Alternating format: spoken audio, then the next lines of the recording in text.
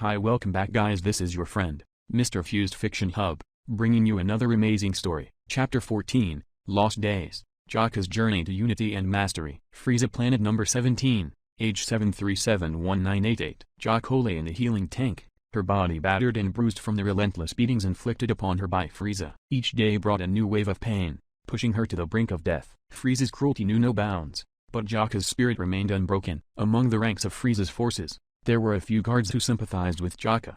Recognizing the injustice and cruelty she endured, they had been recruited from the moon of the Shadow Planet and formed a bond of friendship with Jocha. They saw her as more than just a trophy to be abused by Frieza. Berry Blue, one of Frieza's advisors, had warned him not to ruin this trophy. While her words momentarily halted Frieza's physical assaults, they also signaled the beginning of a new kind of torment. Frieza's sadistic nature thrived on finding creative ways to inflict pain upon Jocha, prolonging her suffering with each passing day. Despite the increasing intensity of her agony, Jocha somehow managed to endure. Her inner strength and resilience kept her going, even in the face of unimaginable torment. The guards, who had become her trusted allies, vowed to protect her at all costs. These guards against the Shadow Planet's moon understood the importance of friendship and compassion, values often overshadowed by the darkness that surrounded them. They would keep a watchful eye on Jocha, ensuring her safety to the best of their abilities. In the quiet moments when Frieza's attention was elsewhere, they would offer her small acts of kindness, a reassuring smile, a gentle touch,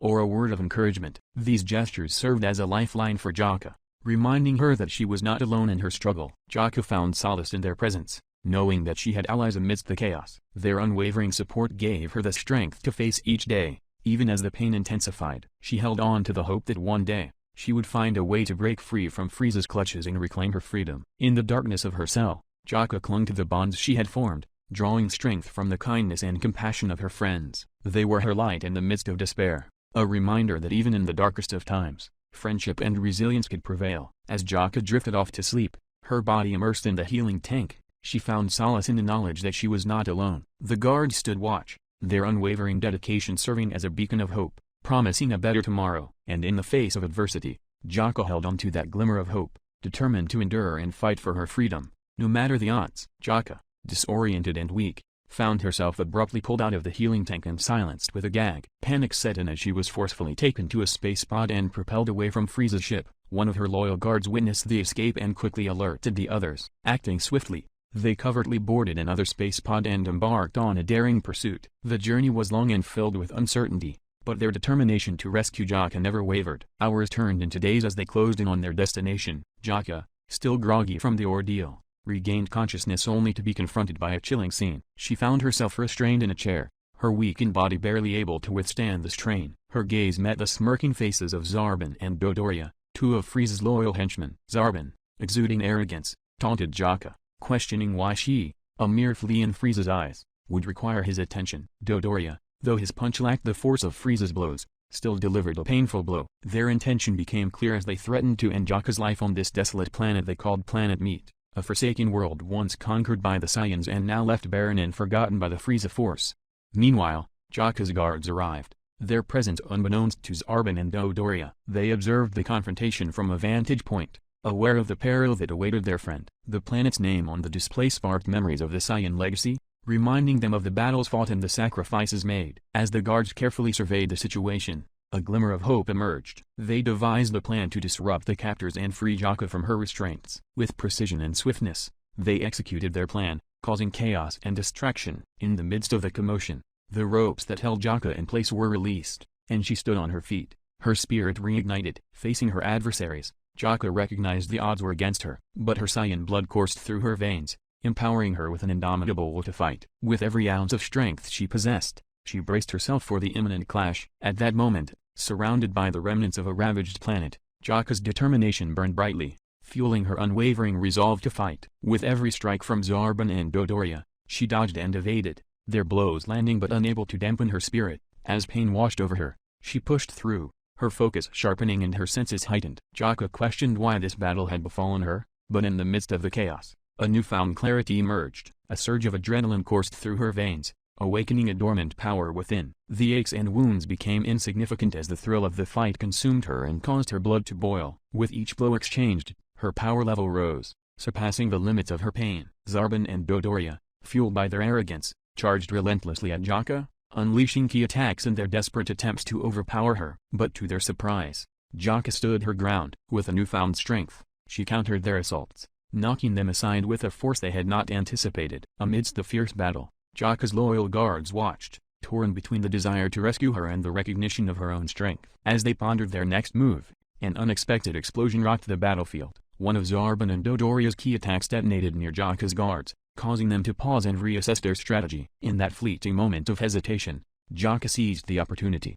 She swiftly incapacitated Zarbon and Dodoria, their bodies falling to the ground. Defeated, exhausted and drained, Jocha collapsed, her body weakened from the arduous fight. Her loyal guards rushed to her side, carefully lifting her from the battlefield, their hearts filled with relief and admiration for her unwavering determination. They knew they had to escape before Zarbon and Dodoria regained consciousness. With swift and calculated movements, they made their escape, carrying Jocha to safety. As they retreated from the battlefield, the guards could not help but feel a sense of awe for Jocha's incredible strength and resilience. They knew that this battle was just the beginning of their journey, but with Jocha leading the way, they were filled with hope and the belief that they could overcome any obstacle that lay ahead. Together, they would forge their path, united in their shared purpose and unyielding spirit. As they navigated through the vastness of space, the guards carefully tended to Jocha's well-being, loading her into the spacious pod and placing her in a healing tank. They surrounded her, offering words of comfort and reassurance as they embarked on their journey. Together, they flew through the cosmos,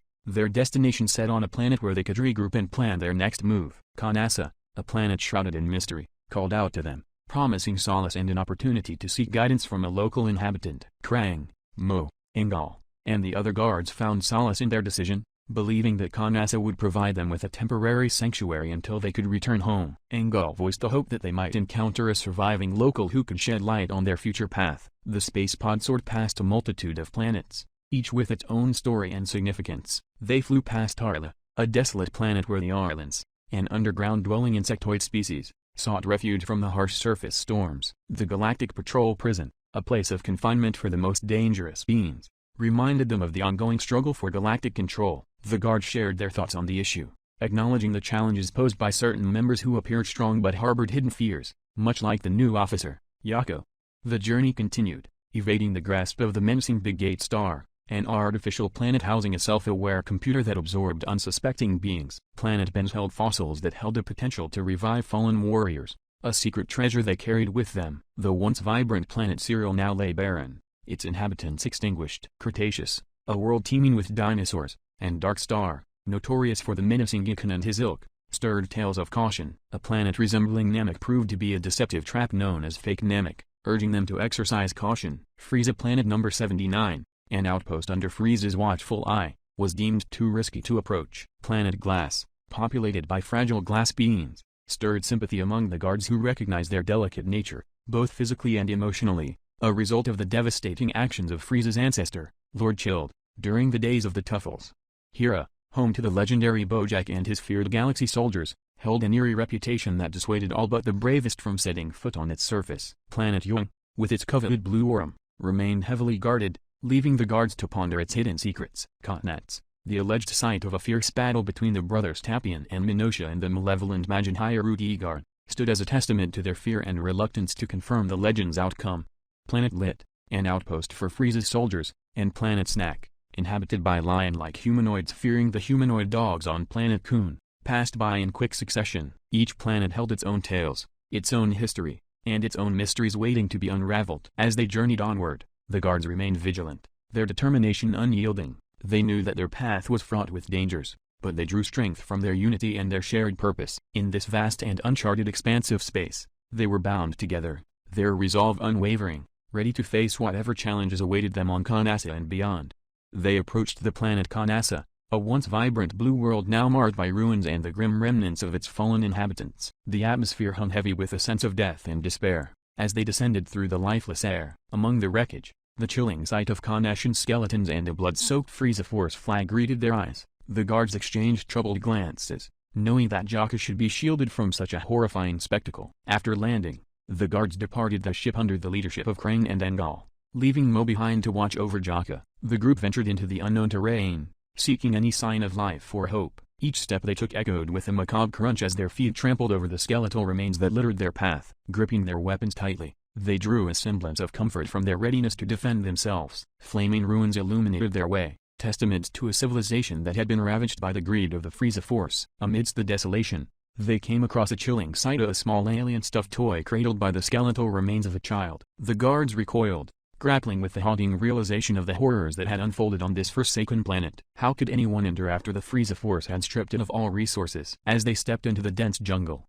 the sound of a distant stream reached their ears, offering a brief respite from the eerie silence. But as they drew nearer, the tranquility was shattered by the incomprehensible ramblings and anguished sobs of a lone Kanashin. Pushing through the dense foliage, they finally caught sight of him. The Kanashin looked directly at them, uttering the names of Engal, Krang, and the guards with an air of knowing. "I knew you would come," he said, his voice laden with an eerie certainty. "That's why I am here." The guards stood in astonishment, their eyes wide with disbelief.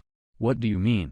one of them managed to ask. "I know what you seek," the Kanashin replied, his voice both haunting and knowing. "You want me to help you see the future." A chill ran down their spines, for they had not anticipated this revelation. Uncertainty mingled with dread as they wondered what horrors awaited them in their quest for knowledge. The Kanashin, Tulo, rose from his worn and scarred body, his tattered clothes barely clinging to him. "Forgive me," he said, weariness etched across his face. "I have not given my name." "I am Tulo." Krang, sensing the need for respite, suggested getting food for Tulo. They changed direction, retracing their steps through the ruins towards the space pod. Tulo shook his head, tears streaming down his face, unable to accept the simple offer of sustenance. Reaching the space pod, Mo opened the door from within, welcoming the guards back inside. They entered and prepared to leave the desolate planet behind. As they readied themselves for departure, Jocha awakened from the healing tank, her naked form dripping with liquid. A guard quickly handed her a towel for modesty. Once dressed, Jocha made her way to the kitchen area,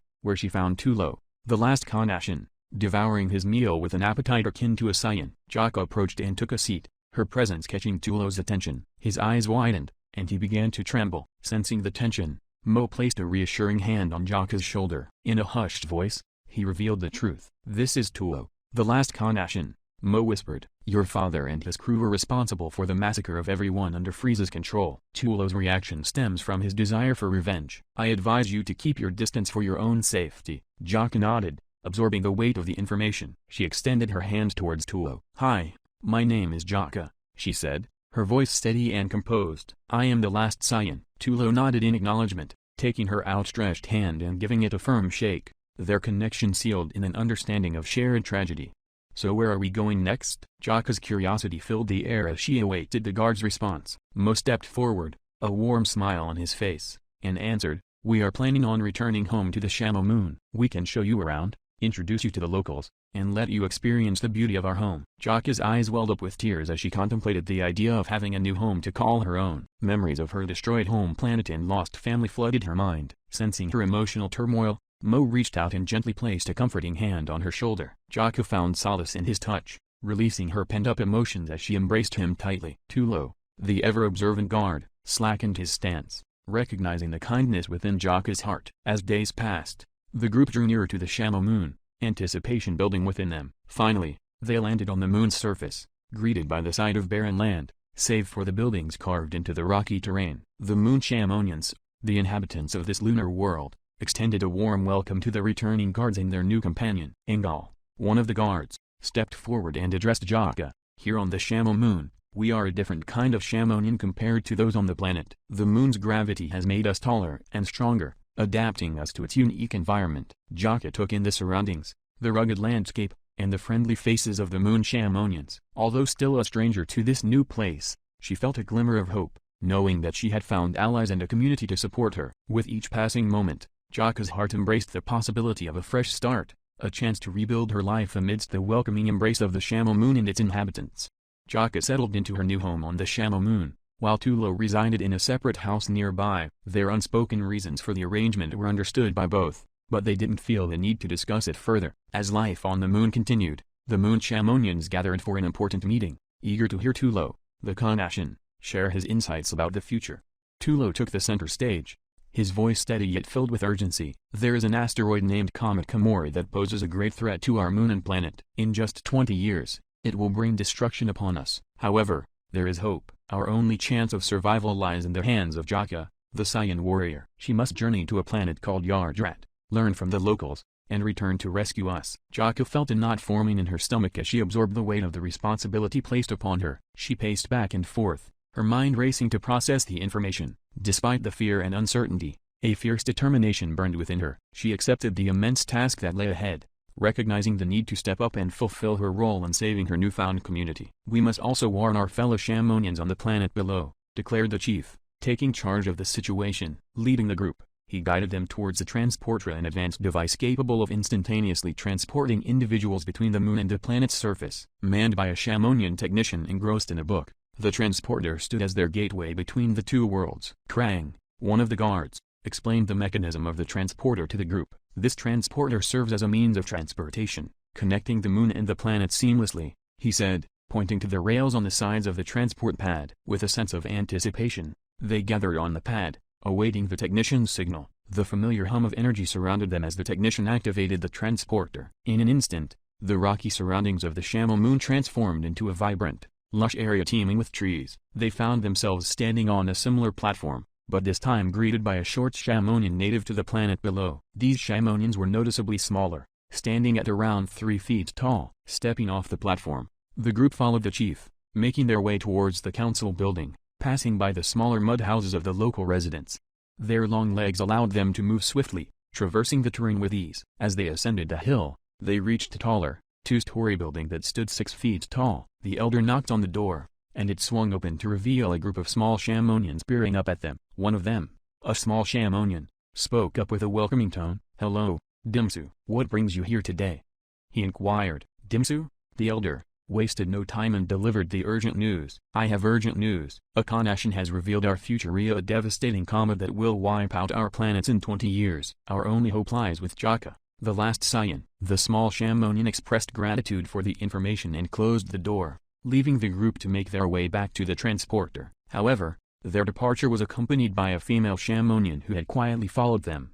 She spoke up, her voice filled with a mix of longing and determination. "Can I come with you? I don't have any family here. My grandfather recently passed away, granting me permission to travel the stars. By the way, my name is Shamo, like the planet. My parents named me after the planet before they entrusted me to my grandpa." Jocha and the others exchanged glances, considering the young Shamonian's request. They saw the yearning for adventure and the sense of belonging in her eyes. After a brief moment, Jocha smiled warmly and extended her hand. "Welcome, Shamo. We're embarking on a challenging journey, but we're in this together. Let's face the future as a united team." With a mixture of excitement and nervousness, they boarded the transporter and were whisked back to the Shamo moon, leaving the planet and its small Shamonian residents behind. Stepping out of the machine, Jocha walked alongside Shamo, the newest member of their group, who stood a little shorter than her. Jocha turned to Shamo and asked, "Are you okay with leaving the solar system?" Shamo's eyes sparkled with anticipation, and she replied, "I'm a little nervous, but I'm ready to explore the stars." Jocha nodded in understanding,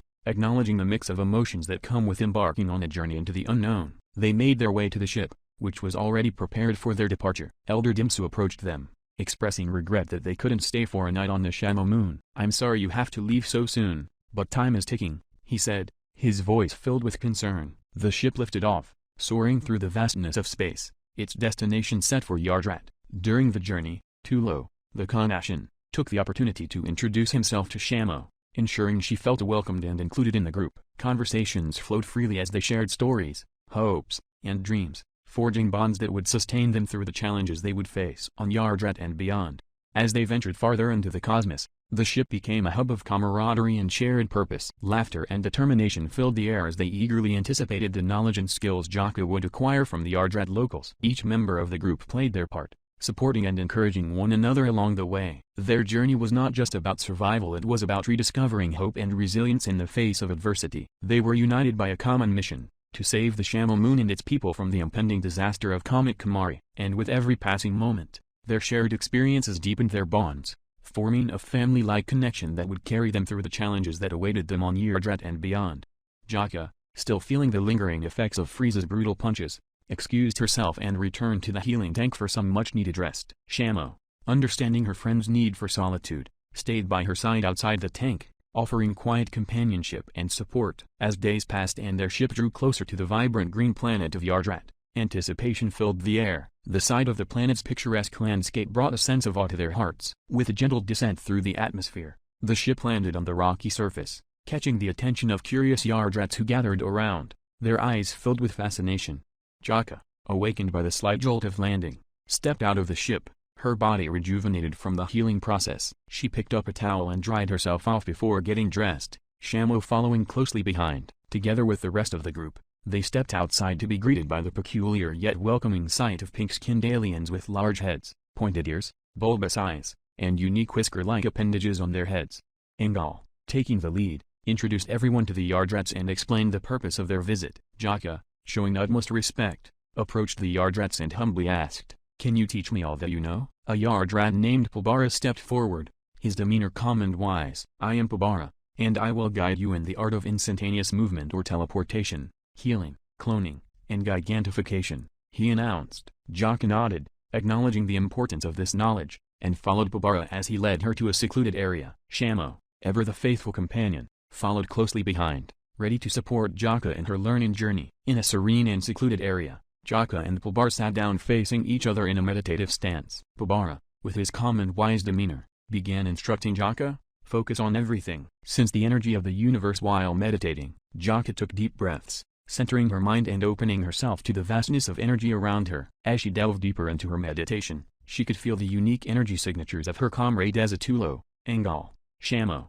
Krang, Mo, and the other guards. Overwhelmed by the connection she felt, Jocha whispered, tears welling in her eyes, "I can feel the energy of my friends. They are strong." "Excellent," Pulbara acknowledged. "Now, expand your awareness further. Reach out to other universes, just as I can sense King Kai in another world." Jocha immersed herself in meditation, extending her focus beyond her own universe. Her radius of perception expanded until she abruptly stopped, suddenly overcome with emotion. Tears streamed down her face as she whispered, "There alive my father, mother, Raditz, Kakarot." Feeling Jocha's distress, Shamo placed a comforting hand on her, offering solace and support. Jocha regained her composure, wiping away her tears, and refocused on the universe, now able to sense King Kai's presence. However, her attention was drawn to a powerful energy emanating from another universe, causing her to freeze with fear. Interrupting the meditation, Pulbara shifted their focus to the next lesson. "Now, I will teach you the technique of instant transmission. Once you lock onto an energy, you can teleport by placing 2 fingers on your forehead. You can also revisit places you've been before, as long as they still exist. Just be careful not to accidentally return to Planet Vegeta," Pulbara cautioned. Jocha nodded, her mind still preoccupied with the overwhelming energy she had sensed earlier. Unable to suppress her curiosity any longer, she involuntarily teleported to the source of that energy, finding herself in the midst of a group dressed in red and black spandex. Her sudden arrival startled a tall and burly alien humanoid with tan skin, a large white mustache, and a well-muscled frame. Unfazed, the burly figure resumed his speech. "As Pride Troopers, we need to protect the innocent people from the villains that dwell in the corners of this universe." Another member, a slim, purple individual named Dispo, spoke up. "No worries boss, with my speed they wouldn't think of harming anyone." Jocha looked around,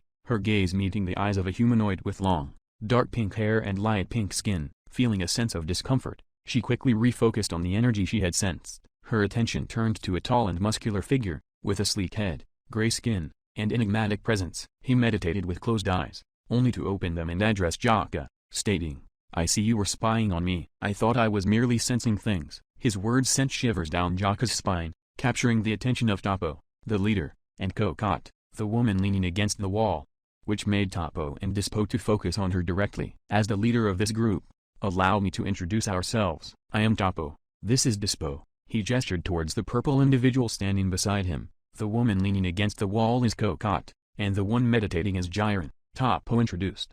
Dispo waved with a friendly smile, while Kokot simply nodded in acknowledgement. Jiren, with his piercing gaze, opened his eyes briefly before closing them once more, displaying his reserved nature. Kokot spoke up, breaking the silence. "Forgive Jiren, he doesn't speak much." Toppo's sincerity shone through his voice as he addressed Jocha. "Are you lost, little girl?" Gathering her courage, Jocha found her voice and explained, "My name is Jocha. I was practicing sensing people's energies and was drawn to his power. I unintentionally locked onto your energy and teleported here while learning to master teleportation for the first time," she said, nervously pointing towards the meditating figure.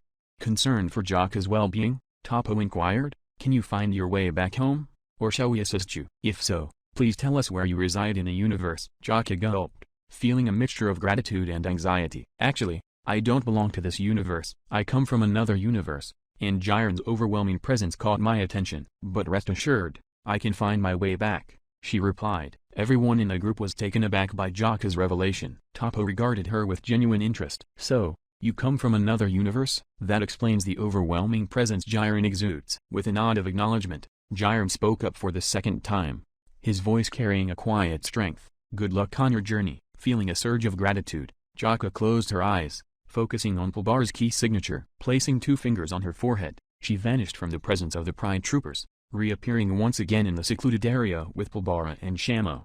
Jocha took a moment to catch her breath and collect herself. Pulbara observed her with a knowing smile, recognizing the growth and challenges she had experienced. Shamo, always by Jocha's side, offered unwavering support. Welcome back, Jocha, Pulbara greeted, his voice filled with warmth and encouragement. You have embarked on a remarkable journey, both within and beyond yourself. Now, let us continue our training. Jocha's stomach growled, reminding her of her need for sustenance. I think I should probably get some food since it's almost dinner, she said. Pulbara looked at her with astonishment. You've been sitting there for several months, and now you're hungry? You just welcomed me back, Jocha replied, feeling confused by Pulbara's surprise. Yes, I did, Pulbara acknowledged. But increasing your radius took some time. Now, on to the next stage of your training, a healing. You have mastered spirit control through months of meditation. Krang has kindly provided us with some test subjects for you to restore. As Pulbara spoke, Krang entered the room, carrying 2 fossils measuring 3 feet 5 inches in size. Jocha initially mistook them for decorative statues, but as she stood up, she realized her clothes had become tight. She had grown a foot taller and was now 3 years old. Approaching the fossils, Jocha awaited Pulbara's instructions. Place your hands over one of the fossils, concentrate, and let your energy envelop the object, Pulbara directed. I must warn you, each person has a different sized pool of energy. Depending on the size of your own pool, you can fill theirs. You can sense the size of someone's pool by the power emanating from them.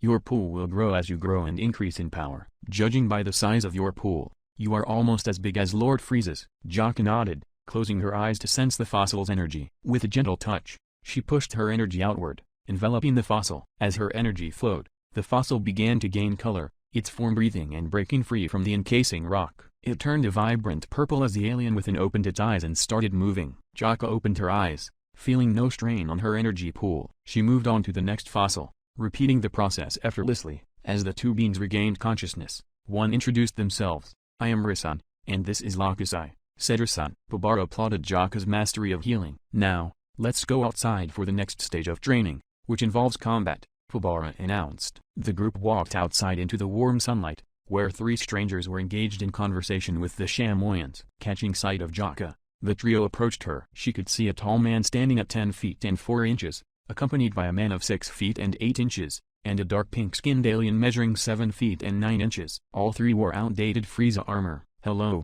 my name is Amid, and these are my comrades Days and Kakao, greeted Amid, the tallest among them. Days and Kakao waved in a friendly manner. We spoke to your comrades about joining you, and they agreed, Days explained. Now that we're outside, it's time for the next part of your training, a cloning and gigantification, Pulbara announced, gathering everyone's attention. Give her some space. The group retreated to the space pod, observing the proceedings. Focus on your energy and try splitting it into smaller pools that remain connected, just like the larger pool flowing into smaller ones, Pulbara instructed Jocha. Jocha concentrated, feeling her energy splitting, until she let out a scream as a clone materialized beside her. 2 identical Jochas stood there. I forgot to mention that the first time is very painful. There is a limit to the number of clones you can create, depending on the size of your energy pool. The more clones you create, the weaker you become as your power is shared equally among them, Pulbara explained. Jocha nodded, absorbing the 2 pools back into one, causing the clone to disappear. Now, on to gigantification, Pulbara continued. This is why I asked everyone to step back. Focus your energy and will it to grow. The container will expand, but you must hold it there. Imagine the size you want to be. Jocha followed Pulbara's instructions, focusing her energy and envisioning herself at a towering 10 feet tall. Slowly, her form grew, and she maintained her size by sheer willpower. The ground seemed further away as she moved around at her newfound height. Pulbara clapped in approval. When Jocha released her hold, she returned to her original size. Now, for the last and most challenging technique, forced spirit fission, Pulbara said, capturing everyone's attention. It requires focusing on someone's energy, much like healing, and sensing the threads connecting them, like in cloning. However, in spirit fission, you must sever those threads. This technique can be used to separate individuals who have fused together, like the evil Majin Buu who absorbed 3 Kaioshins. It can draw power out of your enemies. Mastering this technique is difficult due to the need to focus on energy and threads while channeling an energy blast to sever them. Jocha nodded, absorbing the information. Pobara added, to test this technique, we have received permission from the Grand Elder of the Namkyans to practice. Fusion is forbidden in their communities. We need to travel to planet Namek, so just focus on the Grand Elder. Can my friends come? Jocha asked. The guards were moved to tears by Jocha's consideration and quickly nodded in response. They all gathered inside the space pod, accompanied by their newfound allies. Jocha placed her hand on the ship's exterior and focused her energy, intending to take the ship with them. Sensing the presence of the Grand Elder inside a nearby building, she concentrated on an Namkyan who was outside and had enough space for everyone. Placing 2 fingers on her forehead, Jocha activated her teleportation ability. When she opened her eyes, she found herself in a breathtaking landscape adorned with lush blue grass and a sky painted in shades of green. The Namkyan they had targeted was waiting for them, with Pulbar standing beside him. Jocha could still feel the cool touch of the metal space pod against her fingertips as she stepped out. Her friends followed suit, eager to explore this new environment. The Namkyan, Nail, spoke up. My name is Nail. To clarify, we will not be using the forbidden fusion technique. I apologize that you won't witness it in action.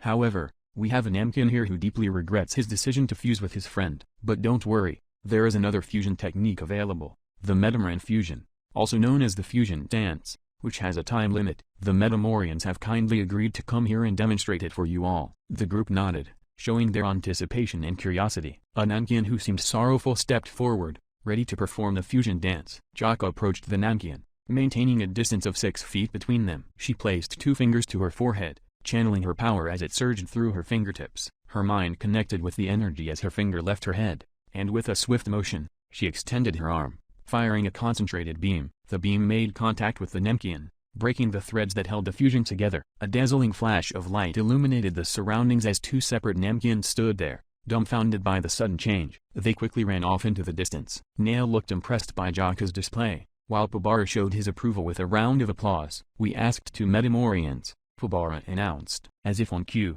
2 Metamorians walked forward, revealing themselves to the gathered group. They positioned themselves 6 paces apart, standing side by side. Each Metamorian extended their arms, pointing them away from their partner, with their palms open and facing forwards. In unison, they began the intricate sequence. Fu-yu-yu-u.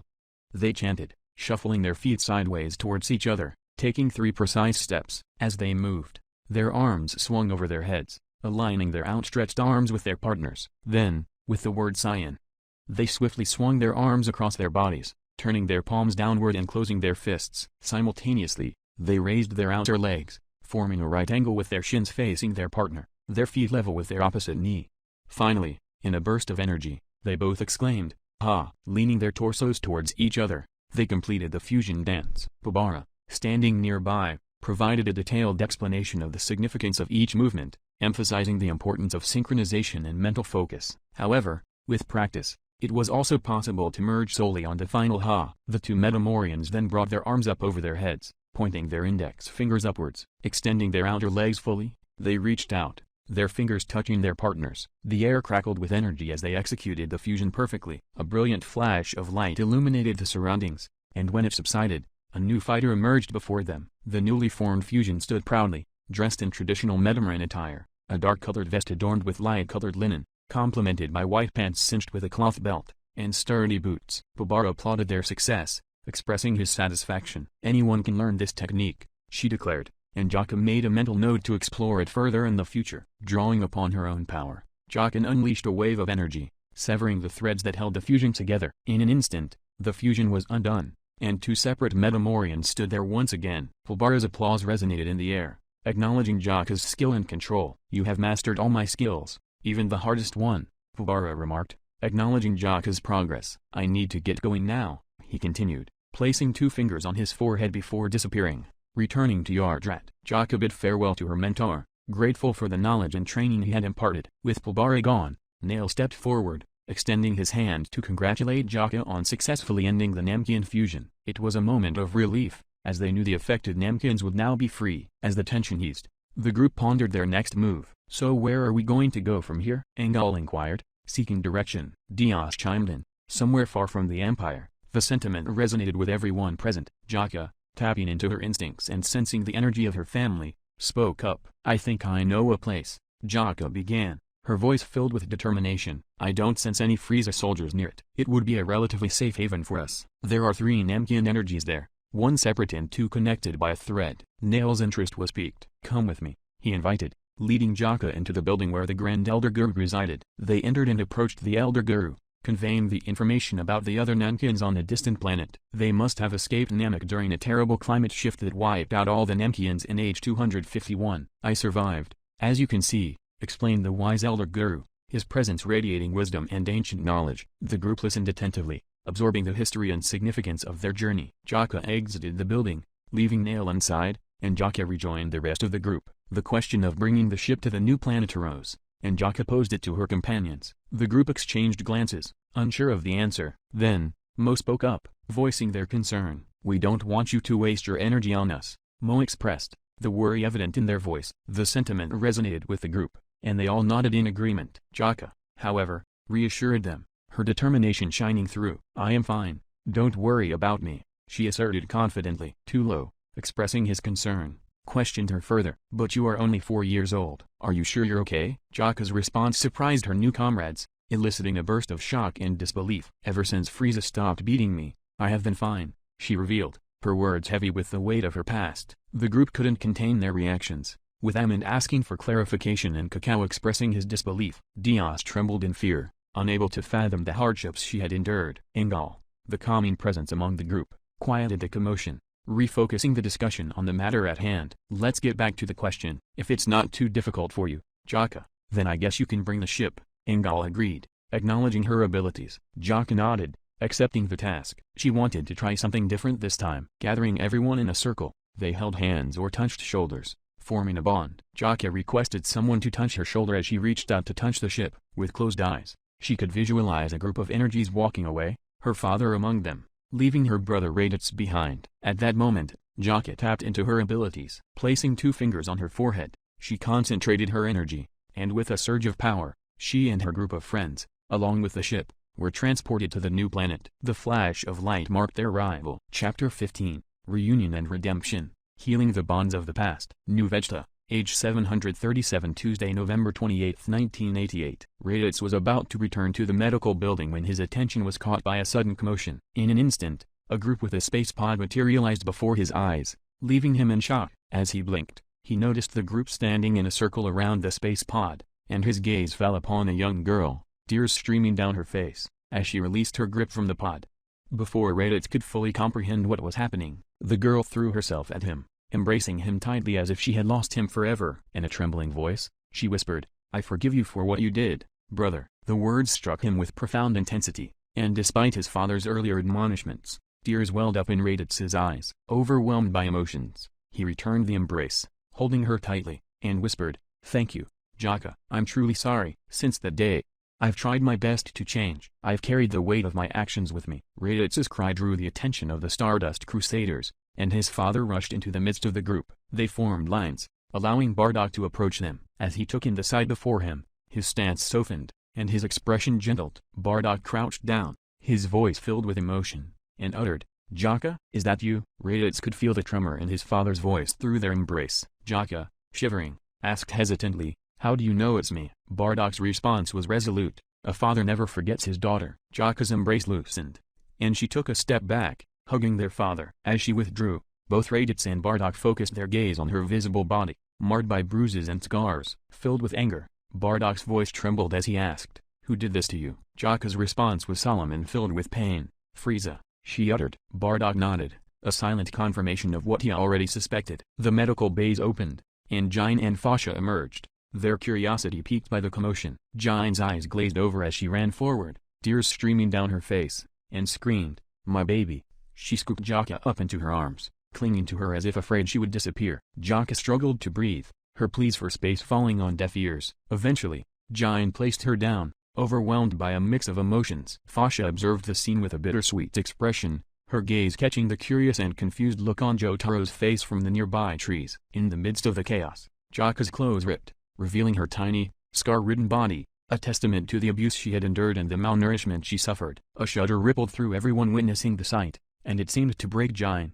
who stood frozen, unable to comprehend the extent of her daughter's suffering. Bardock's face hardened with determination. Recognizing Jine's distress, Fasha approached her, intending to guide her inside. To her surprise, Jine fainted while still standing, collapsing in an unconscious heap. Doctors rushed out, swiftly carrying her inside and placing her on a bed. Bardock, picking up Jocha, brushed her hair away and felt the beginnings of a fever on her forehead. Concerned, he hurriedly carried her into the medical building, where the doctors conducted a thorough examination. Their diagnosis was grim. Jocha's body was preparing for a powerful stand, and she would soon enter a deep coma. The doctors exchanged worried glances as they worked diligently to stabilize her condition. Bardock remained at her side, his face etched with a mix of anxiety and determination. As Jocha lay in the healing tank, her body enveloped in a soothing light, the scene was filled with a mix of tension, remorse, and raw emotion. Baby Kakarot, sensing his sister's presence for the first time, squirmed within his incubation chamber, as if drawn by an invisible bond connecting them. The Stardust Crusaders, their hearts heavy with concern and curiosity, approached the group of guards, eager to understand the circumstances that led to this moment. Krang stepped forward, his voice filled with a blend of sorrow and determination, as he explained the arduous journey that Jocha had endured. "We were the only ones who cared for her," Krang began, his voice tinged with sadness. "Under the watchful gaze of the Frieza force, we did our best to protect her after the destruction of Planet Vegeta. After every brutal beating from Frieza, Jocha would make a solemn vow to grow stronger and avenge the Saiyan race. Other times, she would cry herself to sleep, burdened by the weight of our tragic past." A hushed silence settled over the group as the weight of their collective guilt became palpable. The revelation that Zarbon and Dodoria had kidnapped Jocha, intending to end her life on a secluded planet, pierced through the air. But the next words that echoed in the chamber ignited a fierce anger and self-reflection within Bardock and his crew. A robed guard, whose intense gaze bore into them, removed their hood, revealing a scared Kanashin who brimmed with anger and resentment. Bardock and his crew could feel the color draining from their faces as they confronted the consequences of their actions. "They landed on my planet," the Kanashin, named Tulo, spoke with a trembling voice. "They found me, picked me up, and showed me love. But you left me there, standing amidst the bloodshed of my race. You abandoned a child, forced to find solace in the arms of his deceased mother and father. You let all the other children perish. Why did you let me survive alone, without even a female companion to share my burden?" Tulo's words hung heavily in the air, piercing the hearts of Bardock and his crew. The weight of their past decisions and the consequences they had unwittingly caused bore down upon them. They had been warriors, following orders without question, but now they were faced with the painful truth of their actions. Bardock's hardened expression softened, his eyes filled with regret and sorrow. He stepped forward, closing the distance between himself and Tulo, his voice sincere and tinged with remorse. "Tulo, we failed you, and for that, I am deeply sorry. We were blinded by our loyalty to Frieza, unaware of the immense pain and suffering that befell our fellow Saiyans. But please know that we have changed, that we are no longer the same people we once were." Tulo's initial anger wavered, replaced by a mix of disbelief and cautious hope. Bardock's crew, too, gathered around, their faces etched with remorse and a genuine desire for redemption. They yearned to make amends,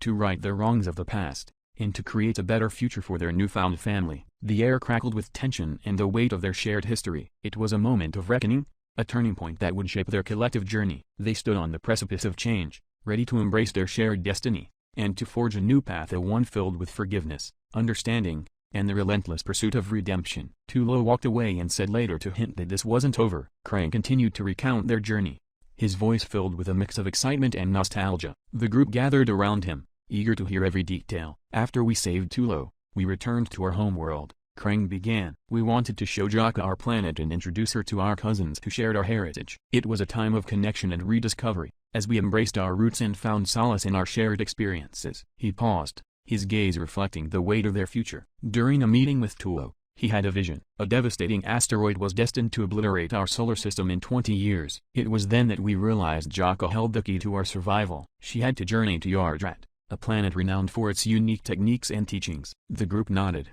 understanding the gravity of the situation. Yardrat became their destination, where Jocha encountered a wise Yardrat named Pobara. Krang's voice brimmed with admiration as he spoke of the Yardrat's teachings. Pobara shared his knowledge with Jocha, imparting skills such as teleportation, cloning, healing, gigantification, and spirit fission. Krang explained. Jocha honed her abilities, pushing herself to the limit and mastering each technique. She grew in strength and wisdom, preparing herself for the challenges ahead. The mention of Namek caught everyone's attention. Krang's words carried a sense of both trepidation and hope. "We traveled to Namek to further practice spirit fission," a skill that would prove vital in the face of adversity. It was there that we also learned about metamoran fusion, a powerful technique that allows two individuals to become one for a limited time.